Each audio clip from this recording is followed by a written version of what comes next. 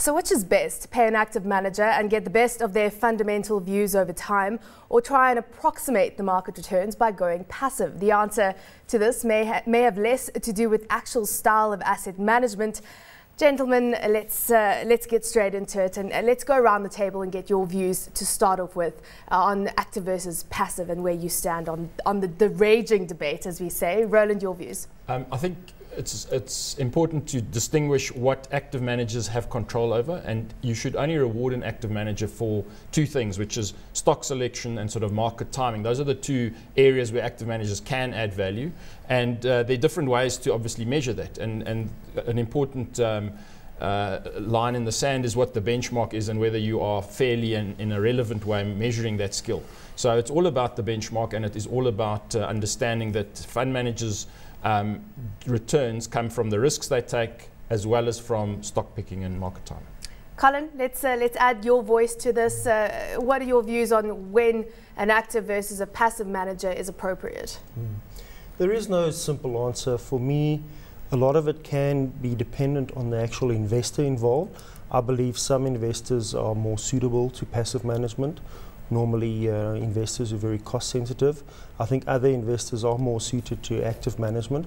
But the key thing is, if you do want to go the active management route, is having the ability to identify the skillful fund managers that actually have the ability over time to outperform the index.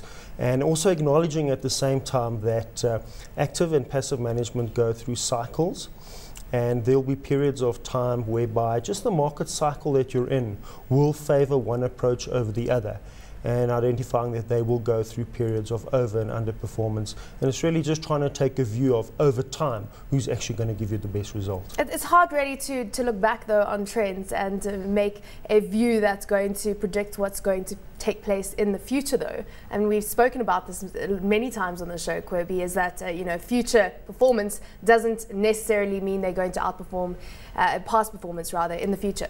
Yeah, but I think that if you look at the trends in the past, they certainly tell you a picture. They certainly tell you something about the way in which managers can manage money and some of the things and some of the restrictions that they have to take into consideration. Let me voice again what Colin said just now, that it's sometimes a bit of a philosophical question. Usually the industry gets themselves into a frizz about this. It's a fist fight that happens between active and passive, and I don't think it's really about that. As a matter of fact, Colin Neft has done some fantastic work around some long-term trends in the equity market, and I'd like to show you some of those graphs at the moment. If you look at your screen at the moment, you'll see the very, very long term. This is now over 20-year, rolling 20-year returns. And what you're seeing on your screen is you're seeing the orange line, which is general equity funds. These are now some active and some passive, but generally equity funds, general equity funds, and how they've done relative to the all-share index. And then just to clarify, the black line running through your screen, which you see the line running through there, CPI. So if you try to beat CPI over time, you have done fantastically well by just being in equities, which is obviously fantastic news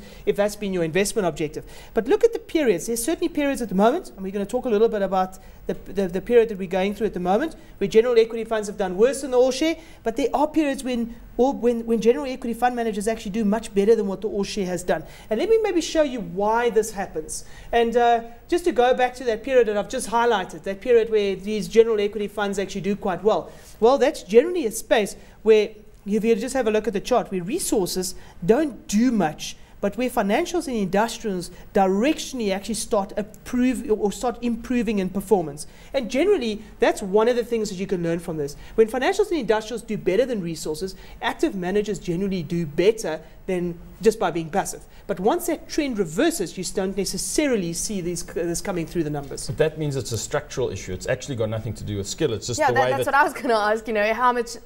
How much does the manager actually have to do with that? But that's the issue here, is that when we discuss active versus passive management, we're actually talking about a whole bunch of structural issues which actually come into the debate, rather than just saying, well, look, you know what, this is a good manager and that is a bad manager. I mean, Colin, would you agree with that?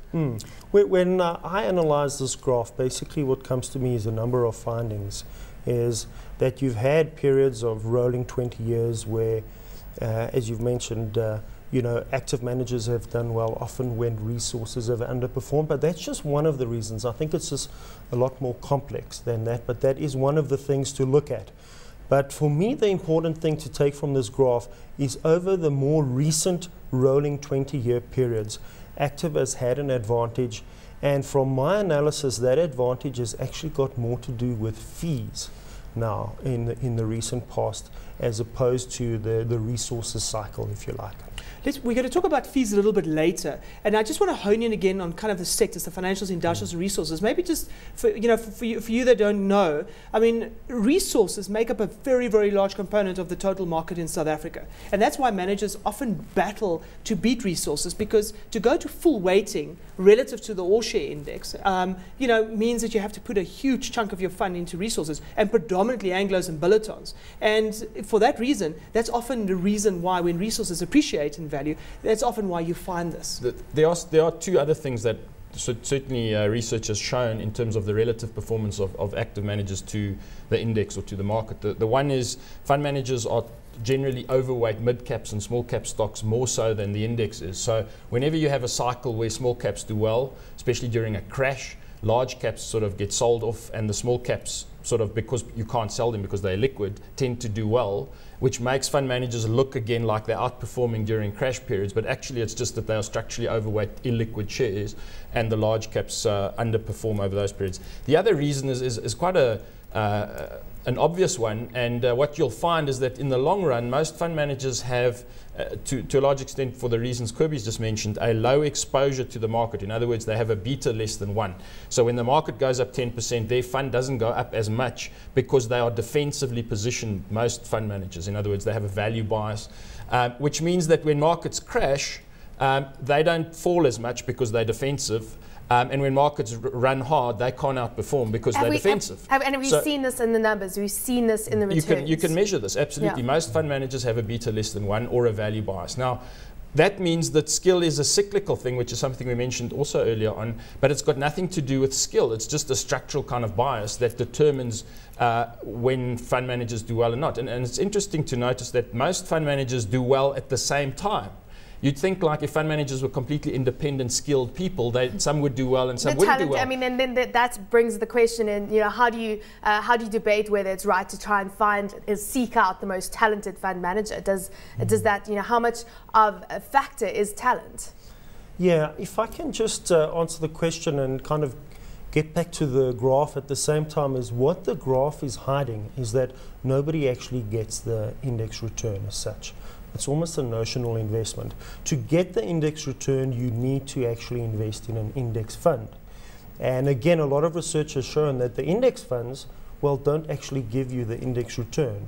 They give you a lower return, again, due to fees and due to the fact that it's actually difficult to actually track the index return. Sometimes these funds hold cash, and that can also drag down their return relative to the index. So that first graph was a little bit misleading, but I think we're showing a graph now which shows a truer picture, and it basically shows that index funds on average actually underperform the index as well, again because of their fees and that tracking error that I've mentioned. So that is actually a better comparison, is to compare actively managed funds against index funds and actually leave the notional return of the index out of the equation. But surely index funds are cheaper than active funds. How can the fees be higher in an index fund than an active fund? I'm actually just saying that to look at the index total return in your comparison is a little bit flawed, and that you need to really look at the average of the index funds, because that is a real investment. The actual all-share return that we see is actually not a real investment. Yeah. It's really just a notional investment. And to actually really follow the passive management approach, you need to go into a fund. So your passive fund returns are not going to track your index return. Let's just put that graph up again, because I just want to let's just give the viewers at home just an opportunity just to have a look at it again. What you're seeing over there, and Colin has just spoken through that graph, you're seeing the general equity funds, and that's again in the orange line that you see the performance over time there. And certainly there are times where there's outperformance. That could have done with resources, but also potentially fees. You can see general equity funds at the moment underperform the all-share index and has certainly been so on a rolling 20-year basis since 2009.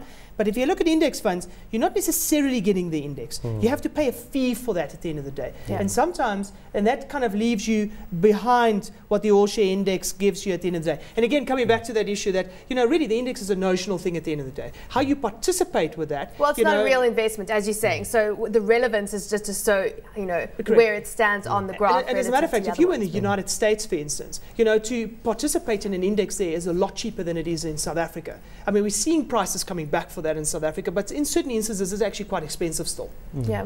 I think the point I'd like to make there is if you're in an index fund, you're virtually guaranteed of underperforming the index, but we use that same argument very vehemently for active managers, but the same actually applies to index funds. But what about those time periods? Because obviously very, very clear that prior to the 2008 crisis, during times when the market was actually booming, you had general equity funds outperforming, and then during this period now they're underperforming index funds. So what does that tell us? And you obviously were mentioning the cyclical nature, so what does that tell us about the impact of cycles on performance? Cycles are basically inherent in the investment markets, and fund manager performance against indices or index funds are always going to go through cycles. So again, that is something that investors actually need to just accept. That's the reality of investing. I'm not aware of any fund manager or any fund that outperforms over all cycles on all these strategies. Roland, is it better now then to put your money into a passive index fund given the fact that it is outperforming?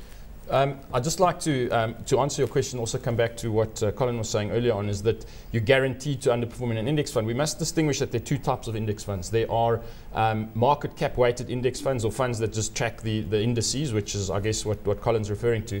But some of the best performing funds in South Africa are index funds that have a value bias. For example, the Dividend Plus Index that the FTSE JSE creates has literally outperformed every general equity fund in South Africa over the last 3 years. So you can get significant performance for lower cost than active funds with an index fund. So we mustn't discount the fact that they are never going to outperform these funds. So that's the first thing. The second thing is when it comes to the cyclicality of fund managers' performance, and you ask the question, is now the right time to invest with active funds, depends on what we call the cross correlation amongst shares. So if you take the top 40 index, which are 40 shares, and you correlate them to each other, I remember in 2011 that correlation was about 0.75, 0.8, which is very highly correlated. So all the shares are doing the same kind of thing, which means active stock picking doesn't work. No matter how good you are, you cannot outperform when all shares are highly correlated. And the market goes through these kind of cycles. And we're just starting now to see the correlation start breaking down. So where are we seeing it most evident? Well, I just look at the top 40, so the large caps. Okay. And we are seeing that coming off. So there is a little bit more opportunity now than there was last year to actually, if you've got skill, use that skill. And I mean, that's evidence in the valuations as well. You could see it from a valuation perspective as well. I mean, just look quickly at the tables, or should I say the graphs, that are on your screen at the moment, and I just want to make it more period specific, and I just want to show you there over the last 10 years, the black line will show you what the all-share index has done at 15.1%. Net of fees, who are the managers, or who are the groups of managers that have outperformed? Well, single managers, those are active single managers, and what we call active quant managers. And there you can see index funds with a 14.3% return, which is certainly something that we've spoken about in the underperformers relative to the index. Fund of funds, you can see a dismal return there for fund of funds, and maybe we should be talking about those as well. Just to show you over 5 years who's outperformed the all-share index, well, you're going to be hard-pressed to find anybody, as a matter of fact. As a matter of fact, the index funds has done the best relative to the all-share index, active quant and single managers having underperformed. And just to show you the fees that you would have paid, there you go. There's some fees there. Look at fund of funds at 2.2%. Those are fairly high total expense ratios. Active quant and single managers actually not so bad, and in index funds, obviously, a fraction of that. So if active quant has been the best performer in terms of returns, and they're cheaper on a relative basis versus some of the other ones, which was fund of funds, what does that tell us about active quant funds? Well, I think the first thing that it kind of hones home is that active quant has really got a space in the asset management world, which was very discounted right in the inception. So when these funds came to market, a lot of active managers actually discounted active quant and said, well, you're either quant or you're active. You can't be both. And they've actually showed and demonstrated that relative to the fee that they bring down and to the return that they can create, there is some value, that one can see in that space. Are there just more sophisticated tools that quant managers are able to use now to be able to outperform? I don't believe that. I think what active quant is doing is it's taking, possibly, if it's done correctly, the best of passive and active investing, is because your active quant funds, as we've seen, are relatively well priced.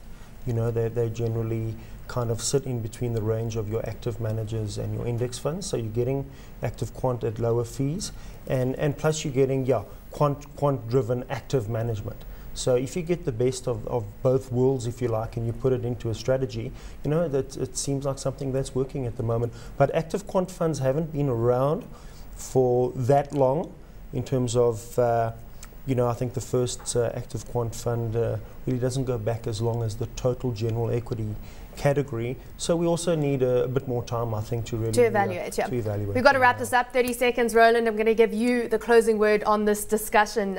You know, how do we decide at this point in time whether passive versus active is, you know, what's the debate? How do we wrap this discussion up, basically? I think at the moment you should probably, if you can be that flexible, have probably about 60% with passive funds and 40% with active funds, given the way the markets are behaving and the interrelationships with the stocks. Okay, well, let's take a quick break now. When we come back, we'll be reviewing the Absa Select Equity Fund. That is, of course, the best general equity fund over the past 5 years. We'll see you in 2 minutes.